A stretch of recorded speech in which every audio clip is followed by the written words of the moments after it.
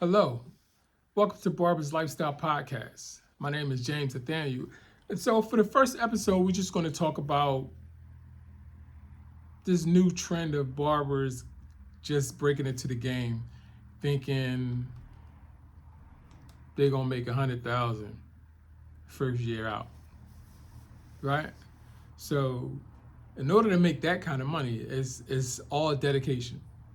100% dedication. That's getting in the shop, sticking and staying in the shop, standing behind your chair waiting for people to show up, right? So the one thing that happened to barbers, in my opinion, as far as the pandemic was that we were able to start setting appointments to the degree like hairstylists traditionally set appointments, right? So that was the greatest thing that happened to me as far as barbering since I've been a barber, and I've been doing this close to 30 years. I'm a master barber. So when that happened, we were able to get our life in some type of structure. And what I mean by that is, hey, I knew I could, my first appointment is at 10 and my last one is at 5. So that means I knew what I had to do. From 10 to 5, I was in the shop, I was cutting. Even if I booked every half an hour, every hour, I knew I was in there from 10 to 5, right? So before that, I opened the shop at 9 and expected to stay till sometimes 6, 7, 8 o'clock because I didn't know how many people was going to show up. But this way of making appointments was awesome for me. It was awesome for, to me, barbers in general, because now you could pretty much plan your life now. My life was okay. My wife's biggest argument with me was, I never know when you coming home. Right, because I never knew when I was coming home. So listen, the best thing that happened to barbers is making appointments. All right, so that's the first thing that happened.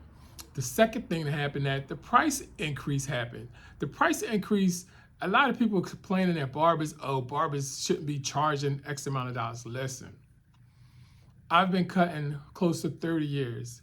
I've had 4 price increases since I've been cutting hair. 4. Might not even be that many, right? So when I first started cutting hair, haircuts was $12 for an adult, right? It went to $15, and right after $15, I want to say it was a long time before it went from 15 to 20. And then the pandemic happened, and then we went from 20 to 35 and 40, right? So, but how many? So that's 30 years. I'm talking about 30 years. So let's talk about if you worked in a hospital, or you worked for SEPTA, or you worked for whoever, a drug rep, or whatever you was doing. You got to raise every year, or if you was in a union, you got to raise every 3 years. I'm talking about 30 years, and we didn't get this, right? So I understand, and it might be hitting some people in the pocket, but we're just leveling up to where everybody else is when it comes to uh, having to live life with inflation. Inflation happens, so we shouldn't have to stay to a $15 price point or a $20 price point. Uh, it's just not fair to life. And traditionally, barbers has been that saving grace to families. Be like, listen, I know I can go get me, my 2 sons a haircut, and then not kill the bank. Yeah, but the barber is breaking his back to cut all of these people all day, every day. And we still got to take care of ourselves, take care of our equipment, and still take care of family and all those other things. So I get it. Some people aren't used to the price adjustment, but that's just us, barbers in general, just leveling up to society, to the way life is at this point, right? So we're getting past it. I see ourselves getting past it to the point where some new barbers are watching on Instagram like, damn, these barbers making a killing, because there's some guys out there charging $75, $100 a head.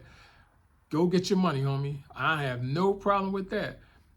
But In order to get that price point, what are you doing to get that price point, right? So everybody posting pictures on Instagram, social media, but they only posting that magazine quality cut, right? I want to see the guy that comes in that works a 9 to 5, who comes in to get his hair cut and wants to be out within an hour. He don't want to sit all day. He don't want you spraying all that enhancements on him. He just want to get a haircut and leave. That's the cut I want to see, because that's the true nature of what we do. You know, you charge $100. You're not cutting these 9 to 5 dudes. I like the 9 to 5 guy, because you know what? The 9 to 5 guy is planning his haircut. That's the guy who plans. I get paid Friday, Saturday morning I'm in the shop. That's the guy I want. I want to see him every week or every 2 weeks, because he's planning. He's already took and budgeted his money. So I'm going to get me a haircut. That cat that's paying $100 is not budgeting. He going to pay you that $100 when he get it. If something happened and he get the $100, he coming to you. I want the guy that's budgeting his money, that's going to come see me every week, every 2 weeks. That's the guy I want, right?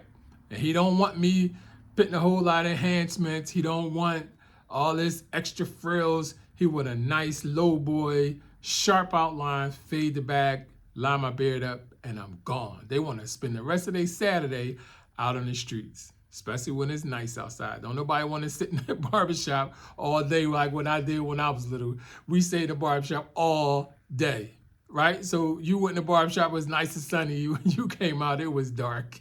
So we don't want those days no more. These guys want to come in, get their cut, and roll. We want to have some good, nice conversation about some sports. LeBron James and Michael Jordan. Everybody know Mike's the best, but we ain't going to go there with this episode.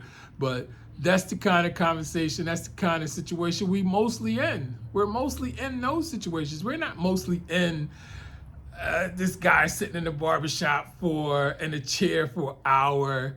He's getting a facial. He's getting the hot towel and the thing rubbed on his face, rubbing his shoulders, and everybody's not getting that.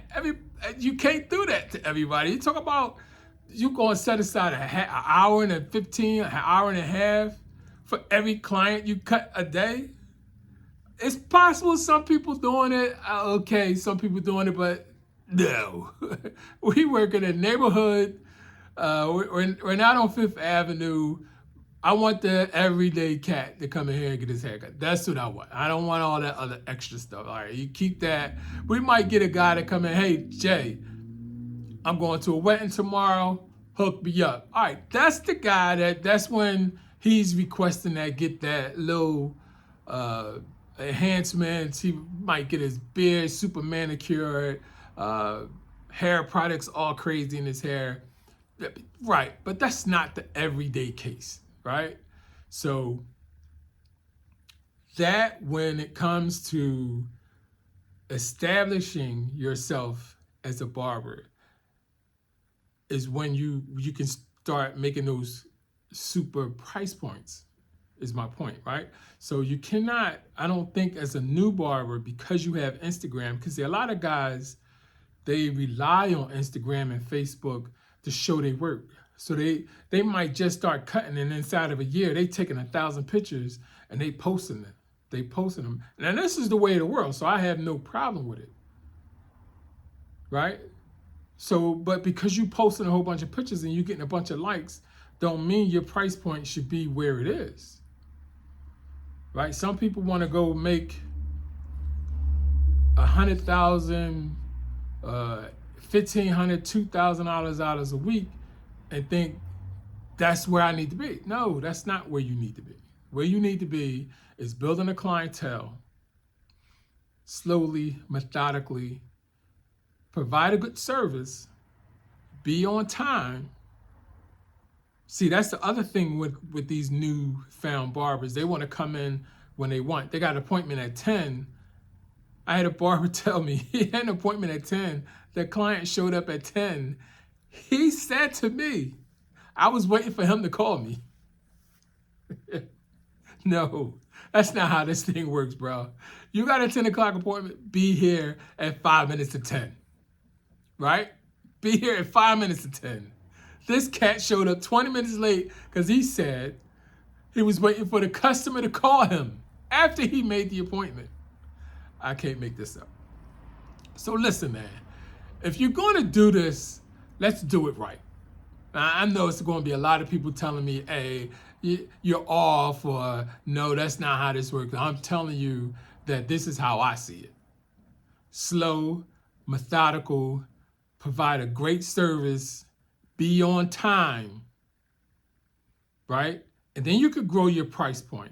When you booked all day, you don't have time to eat lunch, you don't have time to do anything, and you come in at 10 and you leave at 5, and you've been cutting every half an hour till it's time to leave, now you grow your price point. Now you grow your price point so that you can maybe leave off some people, get some breathing room, and then when your price point goes up, then you can start bringing in new clients to accept that price point so you can grow further, right? That's how you do that if you want to grow your price point. But it's not to be I'm hard on my customers. No, you got to be here on time. But then when you show up late, it's, oh man, sorry, I just had something to do. No, it's a two-way street. You can't demand that your clients be here at 9 o'clock or at 10 o'clock and you show up at 10:30 for a 10 o'clock appointment and then want to be, oh brother, I'm so sorry, I came in late, but and then after that, everything is backed up at that point. So if you half hour late, you half hour late for the rest of the day, right? So now everybody come in, bro, I got a late start today, just bear with me. No, that's not how this goes. If you had serious life issues happening and you wasn't able to make it, fine, things happen. But to come in late, expecting your client to call you, and now you're a half hour late on everything for the rest of the day, you know what kind of day you're gonna have when you're a half hour late for everything? And then don't make the mistake of taking a break, and now you're an hour late for everything, and now you got 2 clients in the shop for the rest of the day. And everybody looking at you like, I set my appointment. Why did I set my appointment? You're not even here.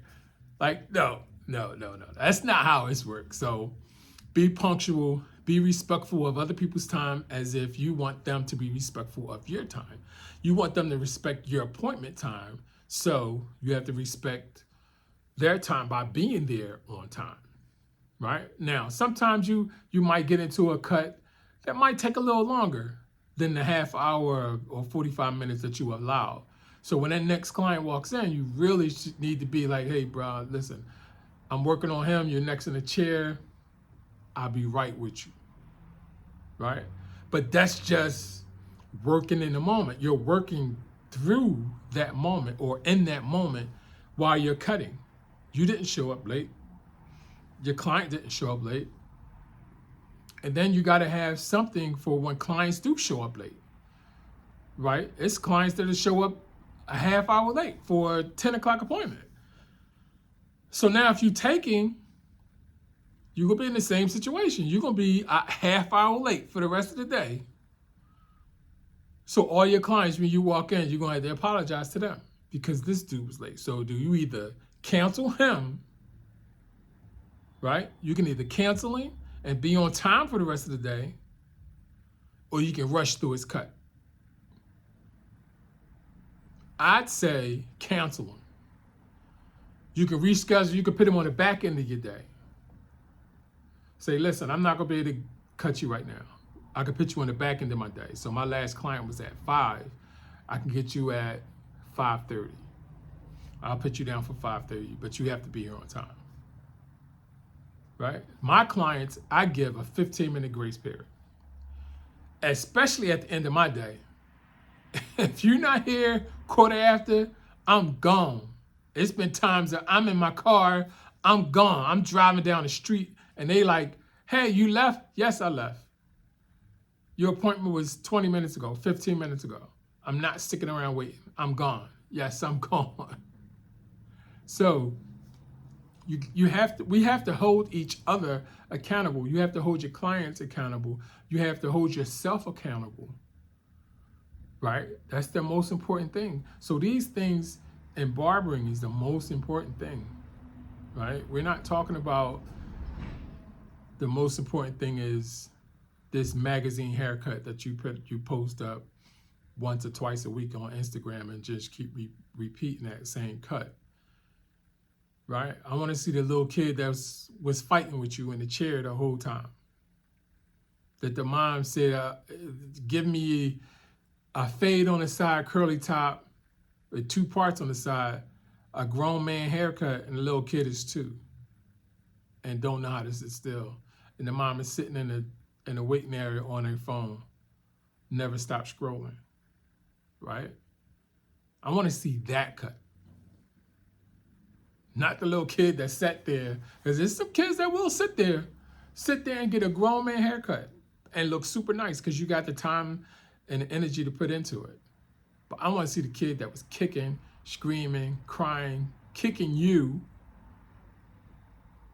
Right? That's the cut. That to me is the average cut. It's not average that kids always sit there, especially little ones. And that whole situation with the parents bringing the kid in and sitting on their cell phone, asking for an adult haircut, and don't move, over there sitting there screaming, sit down, I told you to stop it, while they on their phone, never look up, just yelling, stop it, stop making all that noise. Your kid is gonna get your attention one way or the other, okay? I'm just putting this out there. Like, it is fathers too. It's not just the moms. It's the fathers too. The fathers come in on their cell phone, put the kid in the chair, and go in a waiting area and is scrolling. Kid is causing havoc, crying, screaming, kicking, spitting, and he on his phone. Hey boy, I told you to stop. The kid don't even believe you because you don't do it at home. So you gonna front in the barbershop? Stop. And everybody in the barbershop know you fronting because you ain't moved. You're sitting there on your cell phone, scrolling. This kid is causing havoc, doing whatever he want to do. Like, get out of here, cat. You ain't trying to do that. Your kid is running your world. Stop it. Get off the phone and tend to your kids, man. Get off the phone. Put the phone in your pocket. I guarantee you, for the half an hour that you're in the barbershop with your kid, paying him attention while he's getting a haircut, you won't miss nothing on the gram. I guarantee it.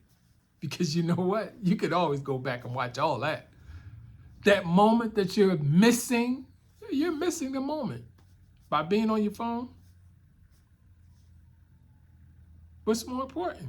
The moment, especially fathers, to me, in my opinion, the moment that you bring your child into the barbershop, that's a priceless moment. You teach your son so much about society by bringing him into a barbershop and having the interactions with the barbers, the other customers, to show him how a man is supposed to move in a room full of men, right? That's what you're teaching your son. Not that you have to be in the barbershop running the conversation or being the loudest, but just letting him know this is how you act when you're around a bunch of grown men. For one, you walk in and you shake everybody's hand, you speak to everybody. You dig what I'm saying? That's one of the first things you teach your son when you walk in the barbershop. Shake his hand, look him in his eyes. These are very, very important things. Not just to bring him, walk him to the barber chair, sit him in the chair, and then go sit in the waiting area and scroll on your phone. That's not it, bro. Put your phone up. Ladies, put your phone up. I'm not saying you gotta be there to baby your son. You don't have to be there to baby him. But just know that your support, because some kids are nervous, especially new kids that come into the barbershop, they're nervous. So you don't have to be on your phone, just be with the kid in that moment. Realizing to the kid, realizing to the whole world that this moment is very important for my son. Do you understand? There's nothing about Instagram or Facebook. It has nothing to do with that. It's all about your son and in the moment that you're in right now. Right? I'm just getting off because that I want to say it tickles me, but to the point where it saddens me at the same time. Like, are you kidding me? You hear your kid making all this noise. You hear the barber keep saying, be still, stop, don't do that. Stop, don't do that. And this is all you doing.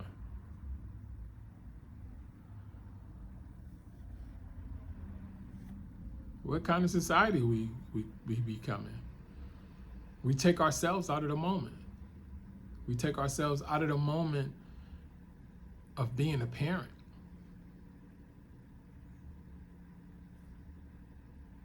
We take ourselves out of the moment of showing my son how to move in a room full of grown men.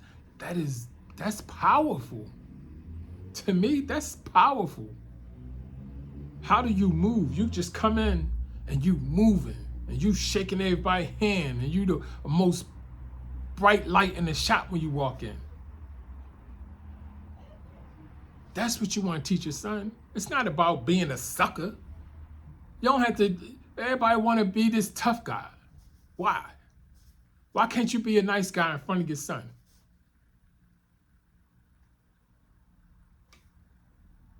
That's weird to me. Walking in a room full of men and not speaking is very weird to me. My mom always taught me, when you walk in a room full of men or a room full of people, you speak. We get people to walk in this joint, won't say a word. Might walk up to the barber, shake his hand, put his son in the chair, and go scroll. I don't get it. But let's get back to these new school barbers.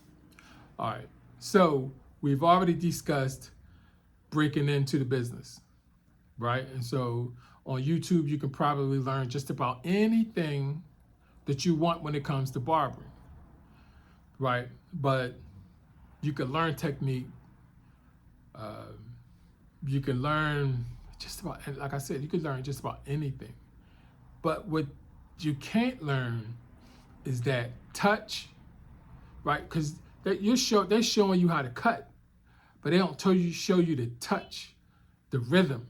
It's a rhythm to everything. It's a rhythm to life. So if you don't have a rhythm to cutting, you're gonna have a person in your chair nervous. That's the one thing I teach new barbers is create a rhythm. You always got a comb and you always got a pair of clippers, so there's a rhythm to everything you do. Right? So you're not going like this. Cut, comb. Who's ever in the chair getting that service is nervous. They are scared to death because it feels like you don't know what you're doing. Now, I could put a rhythm on you and really not know what the hell I'm doing. And he won't even know.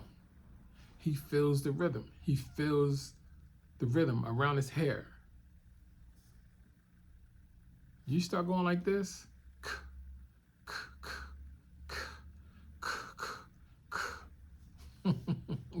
you're gonna have a long day. Because them dudes gonna be looking in the mirror every 5 seconds on you, peeking. This dude know what he's doing. Yeah, so it's a lot of things to learn, man. We'll discuss them in future episodes. So we'll be interviewing other barbers. Like I said, we'll be talking to new barbers, old school barbers. We'll be pretty much talking about all things barbering. So again, welcome to Barber's Lifestyle Podcast, man. This was a lot of fun. It's my first episode. Like the button, subscribe. Listen, man, this was a lot of fun. I think you should stick and stay. If you want, you can hit me up. All my information to be down low. If you feel like you want to come on the show, I don't mind. I'll have a conversation with any and everybody, man. So again, welcome to Barber's Lifestyle Podcast. This was a lot of fun. Thank you. Have a good night.